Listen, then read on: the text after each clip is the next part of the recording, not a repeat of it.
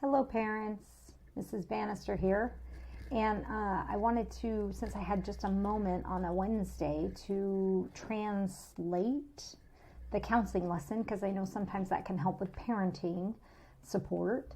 I thought maybe I'd try and do that for you guys again. I'm not sure if I can do it every week, but when I do have time, I certainly am happy to do that, because I know as a parent, I can appreciate all the tips and reminders that I can get too. So today the focus for our students was, or this week the focus is coping skills, and I use the acronym COPE, so learning how to cope with stress. And the first thing that I did was I helped the kids recognize that they may not know what coping or stress mean, so I wanted to define those for them. And this is actually a good reminder for all of us that there's two different types of stress, right? There's good stress and bad stress, and I kept this kind of in language that I think our elementary students can understand. And so we talked about how good stress is things that we learn from. They're usually things that make us feel uncomfortable, like learning how to ride a bike, having to perform some sort of athletic activity, and most relatable to our Jaguar friends is activities that we do at school, like math, reading, writing, social studies. All those things that present as challenges can be stressful. They definitely can make us feel uncomfortable, and that's not a bad thing. So in a sense, we're kind of building a foundation for them.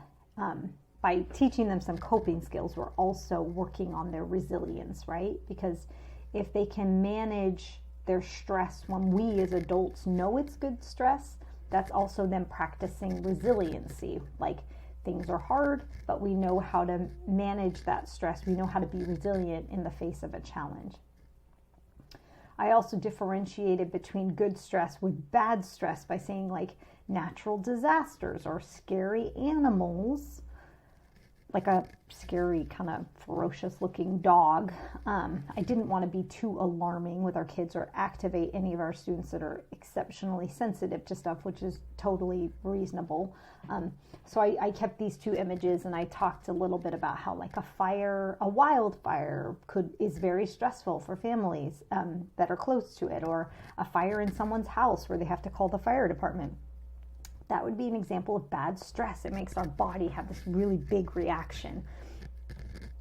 I also then kind of just touched on the idea of, like, toxic stress, which is this concept of, like, bad stress that continues, that manifests itself continually within some families and even some students who have not yet practiced or learned coping skills. It can create this just simmering stressful state, which can be pretty problematic. And I didn't get into all that with the kiddos, obviously, because it's our job to teach them their coping skills first, and then us have the understanding of what those long-term effects of chronic stress are. So I did tell them, however, that I hope that they don't have to face a lot of bad stress in their life, although it's realistic to assume that at one point or another they will. So that connected us to my explanation of our 2-week freeze that we're going through right now. I just wanted to kind of embed some empathy into the scenario with that, like, some of us are handling this as if it's good stress because this is adult to adult teaching, like, we have resources. For myself, I'm lucky enough that I get to be the school counselor even from home, and I know that many of us are going to be okay with our food and our laundry and things like that. What I said to the students also, though, is that this freeze and this pandemic has actually had on some of our families a very negative effect. Like, some families don't have their jobs anymore and they're having a hard time paying their bills. And so just kind of gaining some greater social awareness without completely activating them, right? Like, it's all about, like, their need to know information. Obviously, 5th graders can know a little bit more or a lot of bit more than maybe a kindergartner. So just kind of you could use those two, for example, you could use those two word frames, good stress, bad stress, in your family discussions this week. Like, wow, when, I don't know, your son ran out into the street, that created bad stress in my body because I was really freaked out. I was concerned for his safety. Versus, wow, when I went for a run this morning and I was really pushing myself to run faster, that was creating good stress in my body. I was challenging myself to get better and better. Those, just putting your own narrative to the two words can help bolster kids' understanding of stress. Most importantly, they need to understand that being uncomfortable is okay, especially in the context of improvement, growth, and information, just learning new things at school. I skipped over this, but mostly for time, it was just talking about like how we might feel about the freeze, and I just didn't have time because I wanted to focus on this part, which is coping becomes the counterbalance to stress. So even when kids are experiencing good stress, they have to use coping skills. So as a school counselor, like I have a lot of stories and narrative around coping with good stress. So some of our students, and I'm a mom, so I have kids who've struggled with this too, like they see good stress, and with an unmet coping skill, things get out of balance and it looks like they're really activated. Like, I'm not going to do this math, it's too hard, or I can't read these words. So that's a demand, right? A stress on their mind, and they don't have a skill to mediate that stress. So I explain to the kiddos that, you need coping skills, whether it's good or bad stress, right? And as adults, we know that, bad stress takes us into a whole other level of coping, but I didn't go there with the kids. But, so I wanted them to understand that stress and coping are a little bit like these scales here. Like, you have an escalation in stress. You have to intentionally practice your coping skills to kind of balance that out. You have an escalation in stress. What coping skill is going to help you balance out that stress? Because the stress is always going to be there, especially if you're one to, want to push yourself or, physically or, intellectually to learn a new skill or whatever it is, like it's going to be there. So it's a matter of acquiring the appropriate coping skills to help. And us as parents need it too. Like, I'm not kidding. I can speak for myself. I use these coping skills and I shared them with the kids because I don't know, parenting can be hard at times. So let's just put it out there that these coping skills work for kids and they also work for us big kids too. So don't be shy, give it a try. So here was the acronym COPE. We talked about being creative. That's one way to implement some coping skills.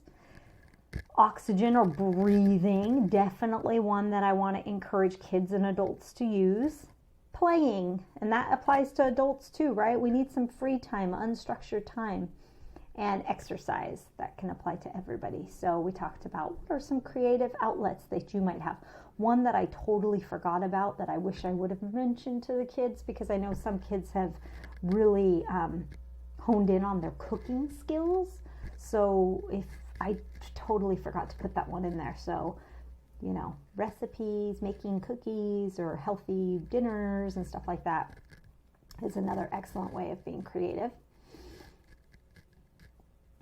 Oxygen, the kids know about taking brave breaths with me, which is breathing in for 4, pausing, and then breathing out for 4, breathing in for 4, pausing, and then breathing out for 4. This is a tool that I tell them they can take anywhere and everywhere. You don't need any objects. No one even needs to know you're doing it. This is an excellent tool for everybody. Everybody. I do it. They should do it, and you can try it too. Actually, I would encourage you to model it, to be honest with you. That's one of the best ways to teach them, is to try it yourself. and explain to them, I'm going to take some brave breaths right now because I'm a little bit overwhelmed and I need to center myself. Or I'm going to take some brave breaths because I can feel the stress rising in my body and I need to center myself. That's called modeling, and modeling is one of the best ways that our kiddos learn from us. Playing. So one thing I would say about this was the obvious. Like I said, you can play board games, you can play family games, you can go to the park and you can play, in your backyard, in the park, blah, blah, blah. I also talked about video games, and I just want to be really careful with this one because as we know that video games and screen time is kind of a slippery slope. So I made it very clear to the kids, like this is not permission for you to go wild with your favorite video game. Everything needs to be balanced. So not too much video games, but enough to make you feel like you've had that, just like calming release, like you've gotten to do what you want to do. I think that's fair for those kiddos that are, that need that. And some of them do, right? Some of them like to play video games and some of them don't. So we just got to meet them where they're at, especially right now under kind of these exceptional situations. But everything should be in balance. So that might look different for your family than mine, and that's okay. If you need help with that, I'd be happy to, you can send me an email and we can talk through a little bit of that too. Exercise. This applies to all of us, whether that's you getting your own exercise, going on a family and getting exercise, whatever that looks like for you and and I said even to the kiddos, like we need to make sure that we're keeping our body physically active to kind of diffuse some of that stress and negative energy that gets, kind of caught in our body because of stress. Anyway, that was that. Ooh, then I said goodbye to my dear little friends, and I want to say goodbye to all of you. Please know that I am here. You can reach me. I have like a little note. Leave Miss Bannister a note sign on my website. You can reach me there. You can always email me. My email is leonie.bannister@corvallis.k12.or.us. You can always email me there. I would be happy to answer any questions or any concerns that you have. You can always reach out to your teacher and they can be a liaison too. So we might not be together. I might not be able to greet you in the morning in the hallway of our school, but just know that I am here and I'm certainly appreciating the time I spent with your children, our students. Okay, I hope you have a great day and you take care. Goodbye.